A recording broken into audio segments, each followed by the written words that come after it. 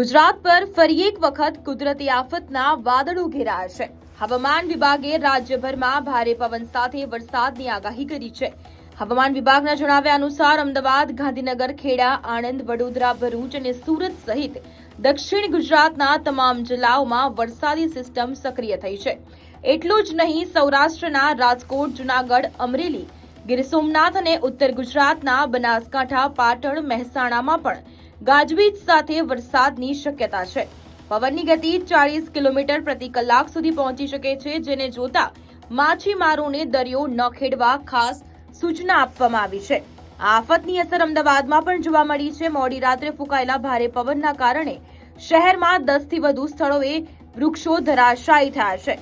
Vastrapur ક્રોસિંગથી Prahlad Nagar road પર ઈસરો તરફ જતા માર્ગો પર વૃક્ષો પડવાથી વાહન વ્યવહાર પણ પ્રભાવિત થયો હતો। હવામાન નિષ્ણાંત અંબાલાલ પટેલની આગાહી મુજબ હજુ પણ આગામી 4 કલાક ભારે વરસાદનું એલર્ટ છે, તો રાજ્યમાં 5 જૂન સુધી વરસાદી માહોલ રહેશે। ત્યારબાદ 7 થી 28 જૂન દરમિયાન વિવિધ તબક્કે ગુજરાતના અલગ અલગ વિસ્તારોમાં વરસાદી સિસ્ટમ સક્રિય રહેશે। સાથે જૂન મહિનામાં હવામાનના સતત બદલાવ વચ્ચે જુલાઈમાં અલ નીનોની અસર પર નજર રાખવી ખૂબ જ જરૂરી રહેશે।